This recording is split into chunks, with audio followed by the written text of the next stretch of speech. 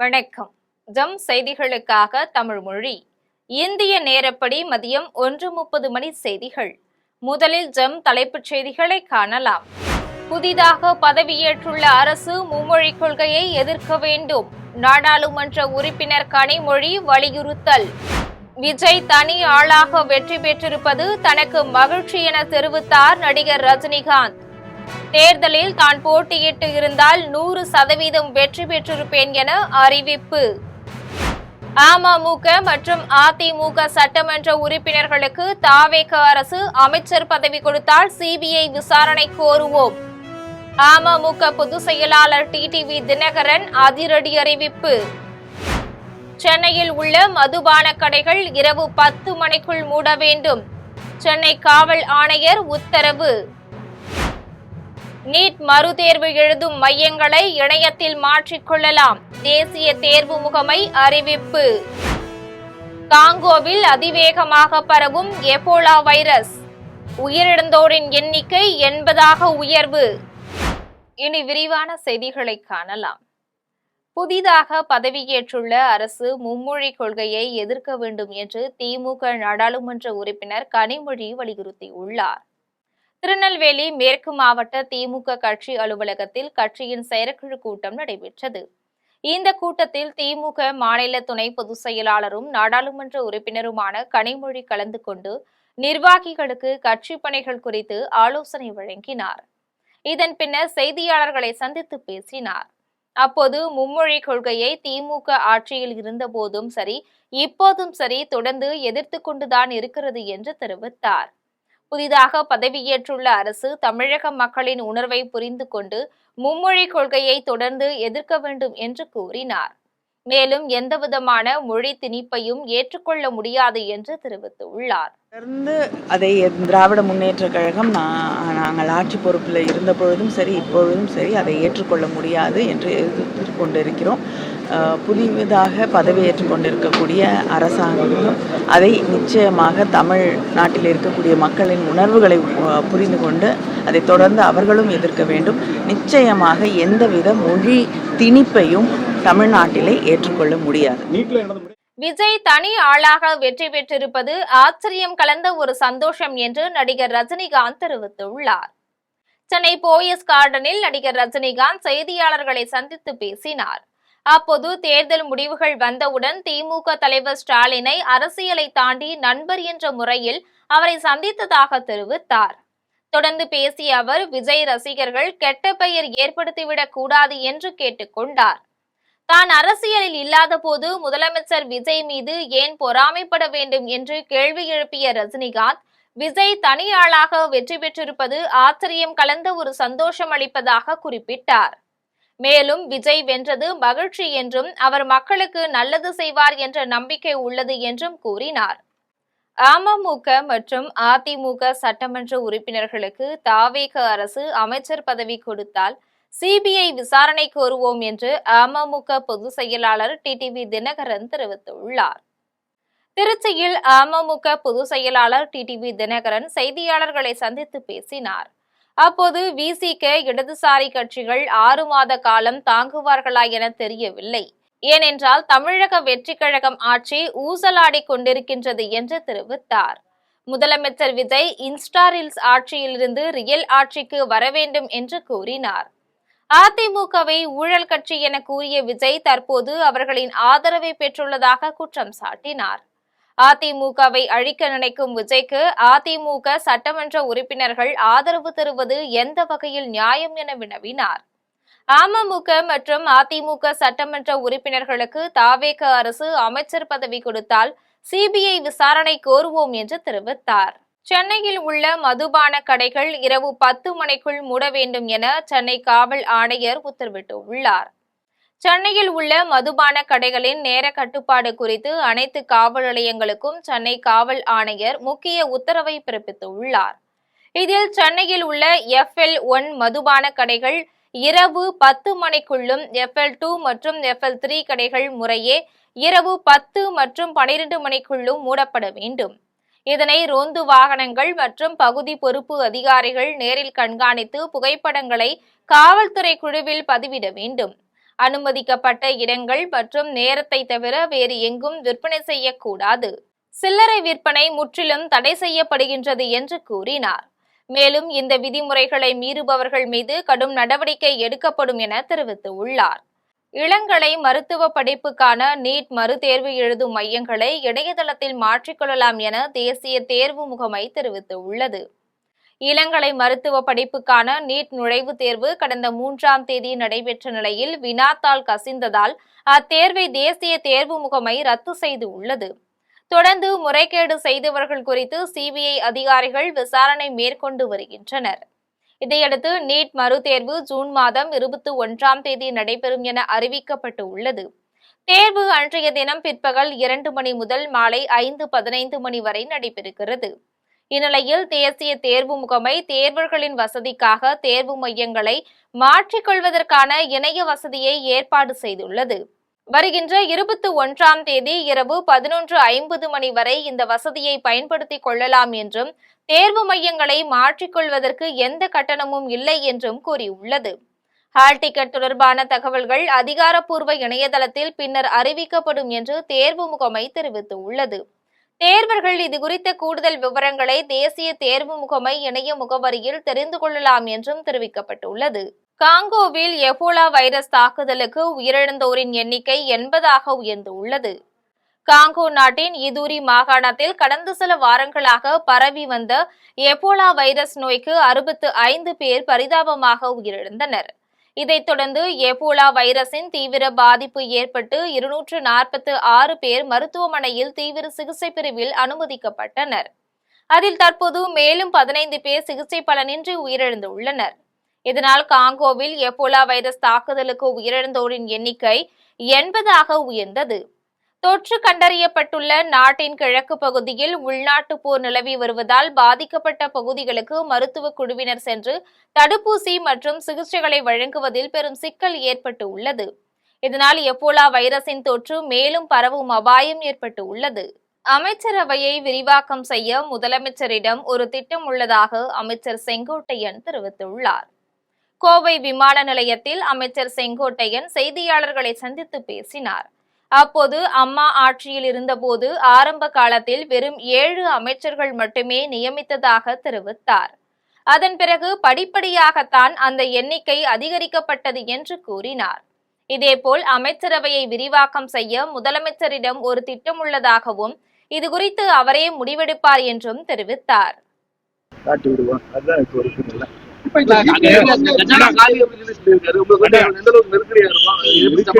நெருக்கடிகளை சமாளிக்கிற திறமை நம்முடைய தமிழக வெற்றிக் கழகத்துடைய தலைவர் தமிழ்நாட்டின் நிரந்தர முதலமைச்சரால் முடியும். அது மட்டுமல்ல, மகளிருக்கு பாதுகாப்பு அளிப்பது, போதைப் பொருளை தடுப்பது, தொடர்ந்து அந்த நடவடிக்கை மேற்கொண்டு வருகிறார்.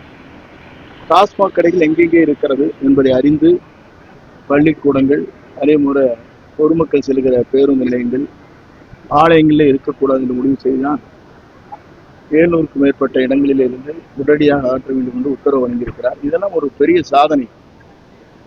பொறுப்பேற்ற உடனே இவ்வளவு சாதனை படைத்திருக்கிற ஒரே முதலமைச்சர். 1000 விளக்கு தொகுதியில் 1000 பணிகளை மேற்கொள்ள திட்டமிட்டுள்ளதாக சபாநாயகர் ஜே.சி.டி. பிரபாகரன் தெரிவித்துள்ளார்.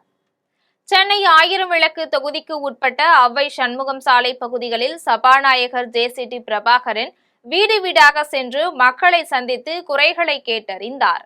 அப்போது அப்பகுதியில் நீண்ட நாட்களாக நிலவி வரும் கழிவுநீர் பிரச்சினைகளை அடுத்த 1 மாதத்திற்குள் சரி செய்து தர நடவடிக்கை எடுக்கப்படும் என மக்களுக்கு உறுதியளித்தார். இதன் பின்னர் செய்தியாளர்களை சந்தித்து பேசினார். அப்போது பெரும் வாக்கு வித்தியாசத்தில் தன்னை வெற்றி பெற செய்த 1000 விளக்கு தொகுதி மக்களுக்கு மனமார்ந்த நன்றிகளை தெரிவித்தார். 1000 விளக்கு தொகுதியில் 1000 பணிகளை மேற்கொள்ள திட்டமிட்டுள்ளதாக கூறினார்.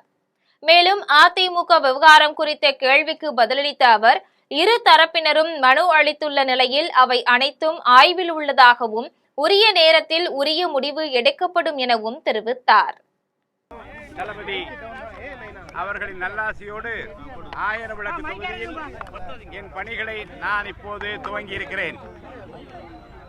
1000 விளக்கு தொகுதியில் பெருவாரியான வாக்குகளை எனக்கு அளித்து வெற்றி பெற செய்த வாக்காளர் பெருமக்களுக்கு நான் என் நன்றியை, என் வணக்கத்தை முதற்கண் தெரிவித்துக் கொள்கிறேன். பெரம்பலூரில் விளையும் மக்காச்சோளம், பருத்தி, சின்ன வெங்காயம் உள்ளிட்ட விளைபொருட்களுக்கு உரிய விலை கிடைக்க வழிவகை செய்யப்படும் என தாவேக சட்டமன்ற உறுப்பினர் சிவக்குமார் உறுதியளித்துள்ளார். பெரம்பலூரில் உள்ள தனியார் மண்டபத்தில் தாவேக சட்டமன்ற உறுப்பினர் சிவக்குமார் தனது வெற்றிக்காக உழைத்த தொண்டர்களுக்கு நன்றி தெரிவிக்கும் நிகழ்ச்சி நடைபெற்றது. இதன் பின்னர் அவர் செய்தியாளர்களை சந்தித்து பேசிய போது தன்னை வெற்றி பெற செய்த பெரம்பலூர் பொதுமக்கள், நண்பர்கள், வாக்காளர்கள் உள்ளிட்ட அனைவருக்கும் நன்றியை தெரிவித்தார். பெரம்பலூர் தொகுதி மக்களுக்கு கண்டிப்பாக அடிப்படை வசதிகளான குடிநீர், தெருவிளக்கு, சாலை உள்ளிட்ட அடிப்படை தேவைகளை கண்டிப்பாக நிறைவேற்றப்படும் என்று உறுதியளித்தார். பெரம்பலூர் மாவட்டத்தில் விளையும் மக்காச்சோளம், பருத்தி, சின்ன வெங்காயம் உள்ளிட்ட விளைபொருட்களுக்கு உரிய விலை கிடைக்க வழிவகை செய்யப்படும் என்று கூறினார். இதெல்லாமே நான் கண்டிப்பா நிறைவேற்றுவேன். அதே மாதிரி பல ஆண்டுகளாக கிடப்பில போடப்பட்ட திட்டங்கள் நிறைய இருக்கு. அதை கண்டிப்பா விரைவுபடுத்த கண்டிப்பா உத்தரவாதம் கொடுப்போம். அதே மாதிரி மருத்துவக் கல்லூரி, வேளாண்மை கல்லூரி இதெல்லாம் நம்மளோட பகுதியில் கிடையாது. கண்டிப்பா இதை கொண்டு வருவதற்கு நாங்க 100% உத்தரவாதம் கொடுக்குறோம். கண்டிப்பா நாங்க பண்ணுவோம். சாத்தான்குளம் அரசு மருத்துவமனை மற்றும் பேருந்து நிலைய பகுதிக்கு ஸ்ரீவைகுண்டம் தொகுதி தமிழக வெற்றிக் கழக சட்டமன்ற உறுப்பினர் சரவணன் நேரில் சென்று ஆய்வு செய்தார். தூத்துக்குடி மாவட்டம் சாத்தான்குளம் அரசு மருத்துவமனையில் அடிப்படை வசதிகள் செய்து தரப்படவில்லை என ஸ்ரீவைகுண்டம் தொகுதி தாவேக சட்டமன்ற உறுப்பினர் சரவணனுக்கு தொடர்ந்து புகார்கள் வந்தன. இதன் அடிப்படையில் சட்டமன்ற உறுப்பினர் சரவணன் மருத்துவமனைக்கு நேரில் சென்று ஆய்வு செய்தார். அப்போது அங்கிருந்த நோயாளிகள் தங்களின் குறைகளை அவரிடம் தெரிவித்தனர். இதுகுறித்து அவர் அதிகாரிகளிடம் கேள்வி எழுப்பிய நிலையில் உடனடியாக அடிப்படை தேவைகளை பூர்த்தி செய்ய வேண்டும் என்று உத்தரவிட்டார். ஒன்றிய அரசு ஆனைமங்கலம் செப்பேடுகளை தமிழ்நாடு அரசிடம் ஒப்படைக்க வேண்டும் என முன்னாள் அமைச்சர் தங்கம் தென்னரசு வலியுறுத்தியுள்ளார். முன்னாள் அமைச்சர் தங்கம் தென்னரசு தனது சமூக வலைதள பக்கத்தில் ஆனைமங்கலம் செப்பேட்டை தமிழ்நாடு அரசிடம் ஒப்படைக்க வலியுறுத்தி பதிவிட்டுள்ளார். அதில் நெதர்லாந்தில் 11ஆம் நூற்றாண்டை சேர்ந்த ஆனைமங்கலம் சோழர் செப்பேடுகள் இந்தியாவிடம் ஒப்படைக்கப்பட்டிருப்பதை வரவேற்பதாக தெரிவித்தார். இந்த அரிய செப்பேடுகள் தமிழர்களின் மகத்தான வரலாறு, பண்பாடு மற்றும் சோழ பேரரசின் மகா உன்னதத்தை பதிவு செய்த நிரந்தர சான்றுகள் என்று கூறினார். திமுக தலைவர் மு.க.ஸ்டாலின் செப்பேடுகளை கொண்டுவர அவர் செய்த அனைத்து முயற்சிகளும் தற்போது பலனளித்திருப்பது மகிழ்ச்சி அளிக்கின்றது என்று தெரிவித்தார். ஒன்றிய அரசு இச்செப்பேடுகளை தமிழ்நாடு அரசிடம் ஒப்படைக்க வேண்டும் என்று வலியுறுத்தினார். பெட்ரோல் மற்றும் டீசல் விலை உயர்வை நாங்கள் வன்மையாக கண்டிப்பதாக மதிமுக பொதுச் செயலாளர் வைகோ தெரிவித்துள்ளார். திருச்சியில் மதிமுக பொதுச் செயலாளர் வைகோ செய்தியாளர்களை சந்தித்து பேசினார். அப்போது பெட்ரோல் மற்றும் டீசல் விலை உயர்வை நாங்கள் வன்மையாக கண்டிப்பதாக தெரிவித்தார். இது குறிப்பாக சம்பளம் வாங்குபவர்களையும் நடுத்தர வர்க்கத்தினரையும் கடுமையாக பாதிக்கும் என்று கூறினார். எந்த ஒரு சுமை ஏற்பட்டாலும் அந்த சுமையை மத்திய அரசுதான் ஏற்க வேண்டும் என்று தெரிவித்தார். நீட் தேர்வு வினாத்தாள் கசிவு காரணமாக பல மாதங்களாக தயாராகி வந்த 22 லட்சம் மாணவர்கள் ஏமாற்றமடைந்துள்ளதாக கூறினார். எனவே இதற்கு காரணமான கல்வி அமைச்சர் தர்மேந்திர பிரதான் தனது பதவியை ராஜினாமா செய்ய வேண்டும் என்று தெரிவித்தார். கடந்த அதிமுக மற்றும் திமுக ஆட்சியில் சிறுபான்மை மக்களுக்கு எந்த ஒரு நன்மைகளும் செய்யவில்லை என தமிழ்நாடு ஒருங்கிணைந்த கிறிஸ்தவ கூட்டமைப்பு துணைத் தலைவர் சாமுவேல் ஜெபராஜ் குற்றம் சாட்டியுள்ளார். சென்னை எர்ணாவூரில் உள்ள கிறிஸ்துவ ஆலயத்தில் தமிழ்நாடு ஒருங்கிணைந்த கிறிஸ்தவ கூட்டமைப்பு துணைத் தலைவர் சாமுவேல் ஜெபராஜ் செய்தியாளர்களை சந்தித்து பேசினார். அப்போது சிறுபான்மையினர்களுக்கு பாதுகாப்பு நிலைநாட்டப்படும் என சட்டப்பேரவையில் அறிவித்த தமிழக முதல்வர் ஜோசப் விஜய்க்கு தனது நன்றியை தெரிவித்தார். கடந்த அதிமுக மற்றும் திமுக ஆட்சியில் சிறுபான்மை மக்களுக்கு எந்த ஒரு நன்மைகளும் செய்யவில்லை என்று குற்றம் சாட்டினார். சிறுபான்மை மக்களின் வளர்ச்சி குறித்து தமிழக முதல்வரிடம் தெரிவிக்க உள்ளதாகவும் தெரிவித்தார். நாங்க இந்தியா லெவலில், இன்டர்நேஷனல் லெவலில் நிறைய இருக்கு. ஸோ தமிழ்நாட்டில் சிஃபி பேராயம், தமிழக வெற்றி கழகமும் இன்னைக்கு இருக்கிற ஆட்சி செய்கின்ற தமிழக வெற்றி கழகத்திற்கு நாங்கள் முழு ஆதரவையும் சிஃபி பேராயம் மூலமாக நாங்கள் தர காத்திருக்கிறோம். கடந்த ஒரு 3 வருஷமாகவே தமிழக வெற்றி கழகத்துக்கு நான் சேவையாற்றிருக்கேன், மக்கள் சேவையாற்றிருக்கேன். நிறைய சோஷியல் ஆக்டிவிட்டிஸும் நம்ம தமிழக வெற்றி கழகத்துக்கு நாங்கள் செஞ்சுருக்கோம். பெரும்பாக்கத்தில் உள்ள கூட்டுறவு நியாய விலை கடையில் பொதுமக்களுக்காக அமைக்கப்பட்ட தண்ணீர் பந்தலை மாவட்ட ஆட்சியர் பிரதாப் திறந்து வைத்தார். திருவள்ளூர் மாவட்டம் பெரும்பாக்கத்தில் உள்ள கூட்டுறவு நியாய விலைக் கடையில் பொதுமக்களுக்காக அமைக்கப்பட்ட தண்ணீர் பந்தலை மாவட்ட ஆட்சியர் பிரதாப் திறந்து வைத்து மோர் மற்றும் தர்பூசணி ஆகியவற்றை வழங்கினார்.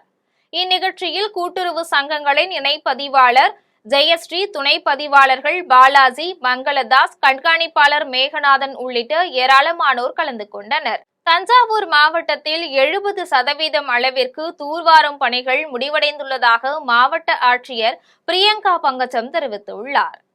தஞ்சாவூர் மாவட்டத்திற்கு தமிழ்நாடு அரசு நீர் மேலாண்மையை பராமரிப்பதற்காக 3,25,00,000 ரூபாய் மதிப்பீட்டில் 7 JCB வாகனங்களை வழங்கியுள்ளது. அதன் ஒரு பகுதியாக பெரிய கோவில் பின்புறம் உள்ள அகழியை JCB வாகனங்களை கொண்டு தூய்மைப்படுத்தி தூர்வாரும் பணி தொடங்கியது. இதனை மாவட்ட ஆட்சியர் பிரியங்கா பங்கஜம் தொடங்கி வைத்து செய்தியாளர்களை சந்தித்து பேசினார். அப்போது தஞ்சாவூர் மாவட்டத்தில் 70% அளவிற்கு தூர்வாரும் பணிகள் முடிவடைந்துள்ளதாகவும் தெரிவித்தார். இதன் மூலம் மேட்டூர் அணையில் இருந்து தண்ணீர் திறந்துவிடப்படும் போது கடைமடை வரை தண்ணீர் செல்வது உறுதிப்படுத்தப்படும் என்று தெரிவித்தார். காஞ்சிபுரத்தில் 307 தனியார் பள்ளி பேருந்துகளை வருவாய் கோட்டாட்சியர் மற்றும் வட்டார போக்குவரத்து அலுவலர்கள் ஆய்வு செய்தனர். காஞ்சிபுரம் மாவட்டம் வெள்ளைக்கேட் பகுதியில் உள்ள தனியார் பள்ளி வளாகத்தில் 307 தனியார் பள்ளி பேருந்துகளை காஞ்சிபுரம் சார் ஆட்சியர் ஆஷிக் அலி, வட்டார போக்குவரத்து அலுவலர் நாகராஜ் மற்றும் மோட்டார் வாகன ஆய்வாளர் சிவராஜ் ஆகியோர் ஆய்வு செய்தனர். இந்நிகழ்வில் போக்குவரத்து துறை, பள்ளிக்கல்வித்துறை, தீயணைப்புத்துறை உள்ளிட்ட பல்வேறு துறைகள் சார்ந்த ஆய்வாளர்கள் கலந்து கொண்டனர். கன்னியாகுமரி அருகே தென் தாமரைக்குளத்தில் உள்ள அரசு மேல்நிலைப் பள்ளியில் முன்னாள் மாணவர்கள் சந்திப்பு நிகழ்ச்சி நடைபெற்றது. கன்னியாகுமரி மாவட்டம் தென் தாமரைக்குளத்தில் உள்ள அரசு மேல்நிலைப் பள்ளியில் 10ஆம் வகுப்பு படித்த முன்னாள் மாணவர்கள் சந்திப்பு நிகழ்ச்சி நடைபெற்றது. இதில் 47 வருடங்களுக்கு பிறகு சந்தித்த மாணவர்கள் சேர்ந்து தங்களது பழைய நினைவுகளை பகிர்ந்து கொண்டனர். இதன் பின்னர் ஆசிரியர்களை விழாவிற்கு வரவழைத்து மாலை அணிவித்து சிறப்பு பரிசு வழங்கி மரியாதை செலுத்தினர். இந்நிகழ்ச்சியில் 50க்கும் மேற்பட்ட முன்னாள் மாணவர்கள் சங்கமித்து தங்கள் மகிழ்ச்சியை பரிமாறிக்கொண்டனர். கன்னியாகுமரியில் உள்ள பகவதி அம்மன் கோவில் குளத்திற்கு தண்ணீர் செல்லும் கால்வாய் ஆக்கிரமிப்புகளை அகற்றக் கோரி ஊர் மக்கள் கோவில் முன் தர்ணா போராட்டத்தில் ஈடுபட்டனர். கன்னியாகுமரியில் உள்ள பகவதி அம்மன் கோவில் தெப்பக்குளத்திற்கு பேச்சுப்பாறை அணையிலிருந்து மாதவபுரம் குமரிசெல் குளத்திலிருந்து பாபநாசம் கால்வாய் வழியாக தண்ணீர் நிரப்பப்படும். ஆனால் சமீப காலமாக தண்ணீர் செல்லும் பாபநாச கால்வாய்களில் கழிவு நீர் கலப்பதோடு கால்வாய்கள் மேலாக தற்காலிக மீன் கடைகள் அமைத்து கால்வாய் முற்றிலும் ஆக்கிரமிக்கப்பட்டுள்ளது. இதுகுறித்து பலமுறை அரசு அதிகாரிகளிடம் மனு அளித்தும் இதுவரை எந்தவித நடவடிக்கையும் எடுக்கவில்லை. அதனால் ஊர் மக்கள் 5 கிலோமீட்டர் தொலைவில் இருக்கும் கிணற்றிலிருந்து சாலை மார்க்கமாக தண்ணீர் குழாய் அமைத்து கோவில் தெப்பக்குளத்திற்கு தண்ணீர் கொண்டு வர முயற்சித்தனர். இதனை அறிந்து அதிகாரிகள் அனுமதி இல்லாமல் குழாய் அமைக்கும் பணி நடைபெறுவதாக கூறி பணியை நிறுத்தினர். இதன் காரணமாக கோவில் முன்பு நீர்ப்பாசனத்துறை மற்றும் இந்து அறநிலையத்துறை கண்டித்து ஊர் மக்கள் தர்ணா போராட்டத்தில் ஈடுபட்டனர். போராட்டத்தில் திருவிழா தொடங்க இருக்கும் நிலையில் அரசு அதிகாரிகள் விரைந்து கோவில் தெப்பக்குளத்திற்கு தண்ணீர் வரவழைக்க நடவடிக்கை மேற்கொள்ள வேண்டும் என கோரிக்கை விடுத்தனர். செங்கம் அருகே மின்கம்பங்களை ஏற்றி சென்ற டிராக்டர் 6 அடி பள்ளத்தில் கவிழ்ந்து விபத்துக்குள்ளானதில் 3 கூலி தொழிலாளர்கள் பலத்த காயமடைந்து உள்ளனர். திருவண்ணாமலை மாவட்டம் செங்கம் மின்வாரிய அலுவலகத்தில் இருந்து புதிய மின்கம்பங்களை நடுவதற்காக 8 மின்கம்பங்களை டிராக்டரில் ஏற்றிக்கொண்டு தொழிலாளர்கள் சென்றனர். அப்போது பக்கிரிபாளையத்தில் எதிர்பாராத விதமாக ஓட்டுநரின் கட்டுப்பாட்டை இழந்த டிராக்டர் அருகில் இருந்த 6 அடி ஆழமுள்ள பள்ளத்தில் தலைகீழாக கவிழ்ந்தது. இந்த விபத்தில் டிராக்டரில் மின்கம்பங்களின் மீது அமர்ந்து பயணம் செய்த கூலி தொழிலாளர்களான தோக்கவாடியை சேர்ந்த அசோக், திருப்பதி, செங்கம்பேட்டையை சேர்ந்த பிரகாஷ் ஆகிய மூவரும் மின்கம்பங்களுக்கு இடையே சிக்கி படுகாயமடைந்தனர். இதனை கண்டு அப்பகுதி மக்கள் விரைந்து வந்து தொழிலாளர்கள் மீது கிடந்த மின்கம்பங்களை அகற்றி அவர்களை பத்திரமாக மீட்டனர். இதன் பின்னர் ஆம்புலன்ஸ் மூலம் மூவரையும் அரசு மருத்துவமனைக்கு சிகிச்சைக்காக அனுப்பி வைத்தனர். அங்கு அவர்களுக்கு முதலுதவி அளிக்கப்பட்ட நிலையில் பலத்த காயமடைந்த இருவர் மேல் சிகிச்சைக்காக திருவண்ணாமலை அரசு மருத்துவமனைக்கு அனுப்பி வைத்தனர். இதைத் தொடர்ந்து ஒப்பந்த தொழிலாளர்களுக்கு தமிழக அரசு உரிய விபத்து காப்பீடு மற்றும் பணி நிரந்தரம் வழங்க நடவடிக்கை எடுக்க வேண்டும் என சமூக ஆர்வலர்கள் கோரிக்கை விடுத்தனர். கும்பகோணம் அருகே உரிமம் இன்றி வெடிபொருள் தயாரித்த 4 பேரை காவல்துறையினர் கைது செய்து விசாரணை மேற்கொண்டனர். தஞ்சாவூர் மாவட்டம் மணப்படுகை பகுதியில் கடந்த சில நாட்களுக்கு முன்பு நாட்டு வெடிபொருள் தயாரிக்கும் கடையில் வெடி வெடித்ததில் 2 கட்டிடங்கள் தரைமட்டமானது. இதனால் அப்பகுதியில் பெரும் பரபரப்பு ஏற்பட்டது. இதனை அறிந்த கும்பகோணம் காவல் துணை கண்காணிப்பாளர் தங்கராமன், சுவாமிமலை காவல் ஆய்வாளர் செந்தில்குமார் மற்றும் காவல்துறையினர் வெடிபொருள் தயாரிக்கும் கடையை சோதனை செய்தனர். அப்போது அந்த வெடிக்கடையில் எந்தவித அரசு உரிமம் இல்லாமல் ரகசியமாக வெடி தயாரித்து வருவது தெரிய வந்தது. இதைத் தொடர்ந்து வெடி தயாரித்த வீட்டில் 1 கிலோ அளவிற்கு வெடிமருந்தும் காலி பிளாஸ்டிக் டப்பாக்கள் ஆகியவற்றை பறிமுதல் செய்து வெடி தயாரிக்கும் வீட்டை சீல் வைத்தனர். இதையடுத்து அனுமதியின்றி வெடி தயாரித்த அருள் டேவிட், அருள் செல்வன், மணிகண்டன், சசிமேரி ஆகிய 4 பேரை காவல்துறையினர் கைது செய்து விசாரணை மேற்கொண்டனர். மாடம்பாக்கம் அருகே உடல்நலக் குறைவு காரணமாக மனமுடைந்த ரமேஷ் வீட்டில் உள்ள அறையில் தூக்கிட்டு தனது உயிரை தானே மாய்த்துக் கொண்ட சம்பவம் பெரும் சோகத்தை ஏற்படுத்தியுள்ளது. காஞ்சிபுரம் மாவட்டம் மாடம்பாக்கத்தை சேர்ந்த ரமேஷ் தனது மனைவி மஞ்சு, மகன் பிரணேஷ், மகள் தீக்ஷிகா ஆகியோருடன் வசித்து வந்தார். அவர் மதுபோதையில் வீட்டில் உள்ள அறையில் இருந்த மின்விசிறியில் தூக்கிட்டு தன் உயிரை தானே மாய்த்துக் கொண்டார். இதுகுறித்து தகவல் அறிந்த மணிமங்கலம் காவல்துறையினர் சம்பவ இடத்திற்கு வந்த ரமேஷின் உடலை மீட்டு பிரேத பரிசோதனைக்காக அனுப்ப நடவடிக்கை மேற்கொண்டனர். அப்போது ரமேஷின் உறவினர்கள் காவல்துறையினருடன் வாக்குவாதத்தில் ஈடுபட்டதால் அப்பகுதியில் பெரும் பரபரப்பு ஏற்பட்டது. மேலும் இந்த சம்பவம் குறித்து காவல்துறையினர் விசாரணை மேற்கொண்டு வருகின்றனர். வேடந்தாங்கலில் உள்ள சுப்பிரமணிய சுவாமி கோவிலில் வைகாசி மாத கிருத்திகையை முன்னிட்டு சுவாமிகள் கிரிவலம் வந்து பக்தர்களுக்கு அருள்பாலித்தனர். ராணிப்பேட்டை மாவட்டம் வேடந்தாங்கல் கிராமத்தில் உள்ள சுப்பிரமணிய சுவாமி கோவிலில் வைகாசி மாத கிருத்திகையை முன்னிட்டு சுப்பிரமணிய சுவாமி, வள்ளி தேவசேனா சுவாமிகளுக்கு பல்வேறு வகையான நறுமண பொருட்கள் கொண்டு சிறப்பு பூஜைகள், அபிஷேகம் செய்யப்பட்டது. இதன் பின்னர் சுப்பிரமணிய சுவாமி, வள்ளி தேவசேனை சுவாமிகளுடன் மங்கள வாத்தியங்கள் முழங்க சுவாமி கிரிவலம் வந்து பக்தர்களுக்கு காட்சியளித்தார். இந்நிகழ்வில் 15க்கும் மேற்பட்ட கிராமங்களில் இருந்து ஏராளமான பக்தர்கள் கலந்து கொண்டு சாமி தரிசனம் செய்தனர். இந்நிகழ்ச்சியை ஆலய தர்மகர்த்தா குமார் மற்றும் கிராம மக்கள் ஒன்றிணைந்து செய்திருந்தனர். கோவையில் தேர்வு செய்யப்பட்ட 6 செவிலியர்களுக்கு சர்வதேச டெய்சி விருதுகள் வழங்கப்பட்டன. கோவை நீலாம்பூரில் உள்ள தனியார் மருத்துவமனையில் டெய்சி விருதுகள் வழங்கும் விழா மருத்துவமனையின் தலைவர் மாதேஸ்வரன் தலைமையில் நடைபெற்றது. விழாவில் தமிழ்நாடு செவிலியர் கவுன்சில் பதிவாளர் சங்கர் சண்முகம் கலந்து கொண்டு தேர்வு செய்யப்பட்ட 6 செவிலியர்களுக்கு டெய்சி விருதுகள் வழங்கி கௌரவித்தார். இதில் விருது பெறும் செவிலியர்களுக்கு முன்னதாக வெண்மை மலர் கிரீடம் சூட்டப்பட்டது. தொடர்ந்து ஜிம்பாப்வே நாட்டு கலைஞர்களின் கையால் வடிவமைக்கப்பட்ட ஒரே கல்லாலான சிற்பம், பேட்ச் மற்றும் சான்றிதழ்கள் வழங்கப்பட்டது. அரசு உத்தரவை மீறி 10 மணிக்கு மேல் கடைகள் திறந்திருந்தால் சம்பந்தப்பட்டவர்கள் மீது கடும் நடவடிக்கை எடுக்கப்படும் என மாவட்ட காவல் கண்காணிப்பாளர் ஜெயக்குமார் எச்சரிக்கை விடுத்துள்ளார். கடலூரில் உள்ள மதுபான கடையில் மாவட்ட காவல் கண்காணிப்பாளர் ஜெயக்குமார் இரவு நேரில் சென்று திடீர் சோதனை மேற்கொண்டார். அப்போது மதுபான கடை அரசு உத்தரவுப்படி சரியாக 10 மணிக்கு மூடப்பட்டிருந்தது தெரிய வந்தது. இதைத் தொடர்ந்து மாவட்டத்தில் உள்ள அனைத்து மதுபான கடைகளும் இரவு 10 மணிக்கு கண்டிப்பாக மூடப்பட வேண்டும். தங்கள் எல்லைக்கு உட்பட்ட மதுபான கடைகள் சரியாக இரவு 10 மணிக்கு மூடப்படுகிறதா என்பதை தினமும் நேரில் சென்று கண்காணிக்க வேண்டும் என்று காவல் அதிகாரிகளுக்கு அறிவுரை வழங்கினார். மேலும் அரசு உத்தரவை மீறி 10 மணிக்கு மேல் கடைகள் திறந்திருந்தால் சம்பந்தப்பட்டவர்கள் மீது கடும் நடவடிக்கை எடுக்கப்படும் என எச்சரிக்கை விடுத்தார். இனி வருவது விளையாட்டு செய்திகள். இத்தாலி ஓபன் சர்வதேச டென்னிஸ் தொடரின் இறுதிப் போட்டியில் கோகோ காப்பை வீழ்த்தி எலினா ஸ்விடோலினா சாம்பியன் பட்டத்தை வென்று அசத்தியுள்ளார். ரோம் நகரில் இத்தாலி ஓபன் சர்வதேச டென்னிஸ் தொடரின் பெண்கள் ஒற்றையர் பிரிவின் இறுதிப் போட்டி நடைபெற்றது. இந்த போட்டியில் அமெரிக்காவின் கோகோ காப் உக்ரைனின் எலினா ஸ்விடோலினாவுடன் மோதினார். இதில் சிறப்பாக விளையாடிய ஸ்விடோலினா 2-1 என்ற செட் கணக்கில் கோகோ காப்பை வீழ்த்தி வெற்றி பெற்றார். இதன் மூலம் ஸ்விடோலினா சாம்பியன் பட்டத்தை வென்று அசத்தினார். IPL 20 ஓவர் கிரிக்கெட் தொடரின் 61வது போட்டியில் பஞ்சாப் கிங்ஸ் மற்றும் ராயல் சேலஞ்சர்ஸ் பெங்களூரு அணிகள் இன்று மோதுகின்றன.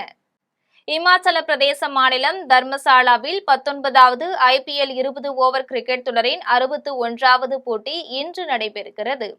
இந்த போட்டியில் பஞ்சாப் கிங்ஸ் மற்றும் ராயல் சேலஞ்சர்ஸ் பெங்களூரு அணிகள் மோதுகின்றன.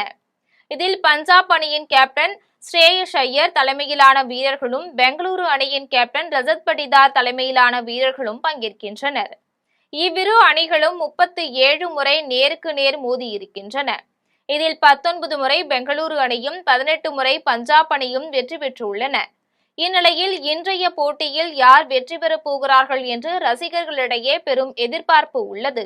பள்ளிக்கரணை அருகே 1 கிலோ கஞ்சாவை வைத்திருந்த இருவரை காவல்துறையினர் கைது செய்து சிறையில் அடைத்துள்ளனர். சென்னை பள்ளிக்கரணையில் காவல் ஆய்வாளர் முருகேசன் தலைமையிலான தனிப்படை காவல்துறையினர் தீவிர கண்காணிப்பில் ஈடுபட்டனர். அப்போது அங்கு சந்தேகத்திற்கு இடமளிக்கும் வகையில் நின்று கொண்டிருந்த இருவரை பிடித்து காவல்துறையினர் விசாரணை மேற்கொண்டதில் 1 கிலோ 600 கிராம் எடை கொண்ட கஞ்சா இருந்ததை கண்டுபிடித்தனர். இதைத் தொடர்ந்து கஞ்சாவை பறிமுதல் செய்த காவல்துறையினர் இருவரையும் கைது செய்தனர். விசாரணையில் வேளச்சேரி பகுதியைச் சேர்ந்த பாலசுப்ரமணியம், சைதாப்பேட்டையைச் சேர்ந்த அப்துல் ரஹீம் என தெரியவந்தது. கைது செய்யப்பட்டவர்களில் பாலசுப்ரமணியம் காவல்துறையினரால் நீண்ட நாட்களாக தேடப்பட்டு வந்த ஒரு முக்கிய குற்றவாளி என்பதும் பல்வேறு குற்ற வழக்குகள் நிலுவையில் உள்ளது என்பதும் குறிப்பிடத்தக்கது. மீண்டும் ஜெம் தலைப்புச் செய்திகள். புதிதாக பதவியேற்றுள்ள அரசு மும்மொழிக் கொள்கையை எதிர்க்க வேண்டும். நாடாளுமன்ற உறுப்பினர் கனிமொழி வலியுறுத்தல். விஜய் தனி ஆளாக வெற்றி பெற்றிருப்பது தனக்கு மகிழ்ச்சி என தெரிவித்தார் நடிகர் ரஜினிகாந்த். தேர்தலில் தான் போட்டியிட்டு இருந்தால் 100% வெற்றி பெற்றிருப்பேன் என அறிவிப்பு. அமமுக மற்றும் அதிமுக சட்டமன்ற உறுப்பினர்களுக்கு தாவேக அரசு அமைச்சர் பதவி கொடுத்தால் CBI விசாரணை கோருவோம். அமமுக பொதுச் செயலாளர் TTV தினகரன் அதிரடி அறிவிப்பு. சென்னையில் உள்ள மதுபான கடைகள் இரவு 10 மணிக்குள் மூட வேண்டும். சென்னை காவல் ஆணையர் உத்தரவு. நீட் மறுதேர்வு எழுதும் மையங்களை இணையத்தில் மாற்றிக்கொள்ளலாம். தேசிய தேர்வு முகமை அறிவிப்பு. காங்கோவில் அதிவேகமாக பரவும் எபோலா வைரஸ். உயிரிழந்தோரின் எண்ணிக்கை 80ஆக உயர்வு. இத்துடன் ஜெம் செய்திகள் நிறைவடைகின்றன. மீண்டும் ஜெம் செய்திகள் மாலை 6 மணிக்கு. உடனுக்குடன் செய்திகளை காண GemLive.tv என்ற இணையதளத்தில் இணைந்திருங்கள். நன்றி, வணக்கம்.